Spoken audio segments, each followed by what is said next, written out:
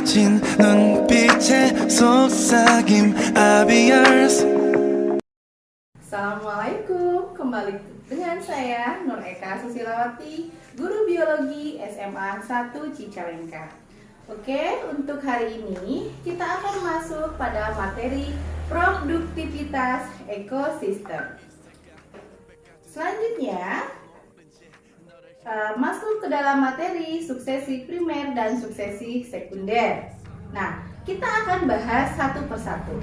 Apa yang dimaksud dengan produktivitas? Produktivitas adalah hasil aktivitas metabolisme suatu organisme dalam waktu tertentu. Ada dua produktivitas, yaitu produktivitas primer dan produktivitas sekunder. Produktivitas primer terbagi menjadi dua. Yang pertama adalah produktivitas primer bersih dan produktivitas primer kotor. Kita akan bahas satu-satu. Produktivitas primer adalah pengubahan energi matahari menjadi energi kimia melalui proses fotosintesis oleh produsen, yaitu organisme yang memiliki klorofil atau zat hijau. Kemudian, produktivitas primer bersih merupakan produktivitas primer kotor yang dikurangi oleh hasil respirasi. Produktivitas primer kotor yaitu jumlah total materi organik yang dihasilkan oleh proses fotosintesis. Produktivitas sekunder yaitu kecepatan penyimpanan energi oleh organisme tingkat konsumen. Konsumen di sini adalah heterotrof, yaitu mengambil bahan organik dari autotrof atau produsen dan mengasimilasikan ke dalam jaringan tubuhnya. Nah, laju asimilasi adalah peningkatan biomasa pada heterotrof atau konsumen.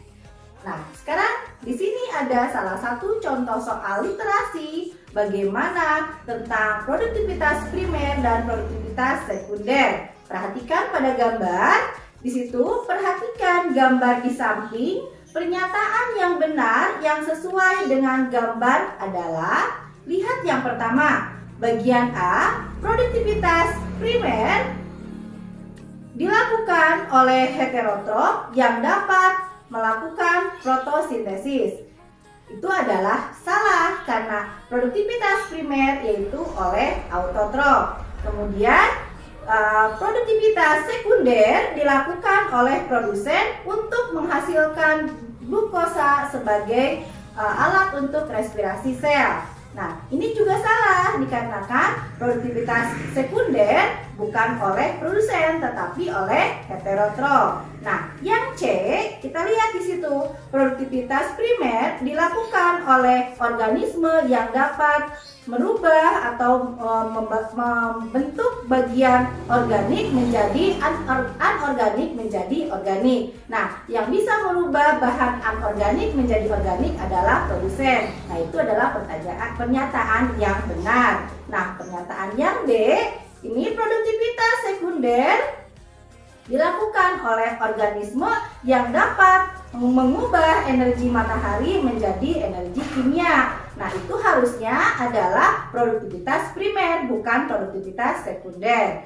Nah, yang terakhir adalah produktivitas primer oleh heterotrof, sedangkan produktivitas sekunder oleh autotrof. Itu adalah pernyataan yang terbalik. Maka dari soal tersebut sudah dinyatakan pernyataan yang C adalah pernyataan yang benar. Nah, untuk selanjutnya kita akan masuk ke suksesi primer dan suksesi sekunder.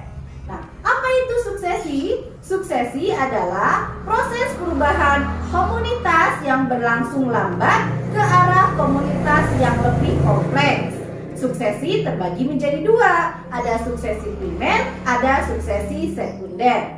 Nah, suksesi primer adalah suksesi yang terjadi pada lahan yang tidak bervegetasi akibat dari bencana alam, sehingga komunitas yang awalnya hilang atau tidak ada, maka akan ada lagi pada kehidupan selanjutnya.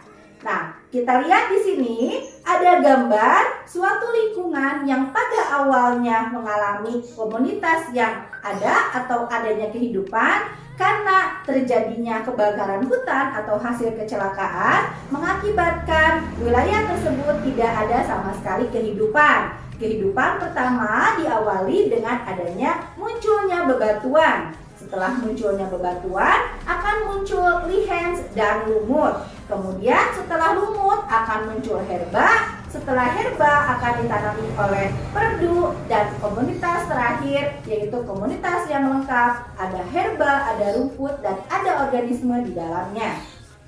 Selanjutnya adalah suksesi sekunder. Suksesi yang terjadi pada lahan yang sudah bervegetasi sempurna komunitasnya, kemudian mengalami kerusakan tetapi tidak sampai menghilangkan komunitas asal secara total. Nah, ini lihat di bagian bawah pada gambar, di situ ada vegetasi awal yang tidak ada kehidupan, kemudian tetapi tidak menghilangkan sama sekali kehidupan awalnya. Sehingga pada proses pertumbuhannya, pergerakannya, ekosistem tersebut tidak sama sekali mengalami perubahan yang organismenya baru. Jadi organismenya masih sama dengan organisme sebelum terjadinya bencana.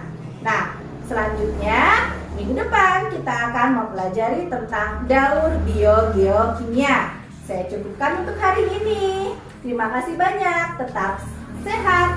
Salam semangat belajar di rumah. Sekian, wassalamualaikum warahmatullahi wabarakatuh.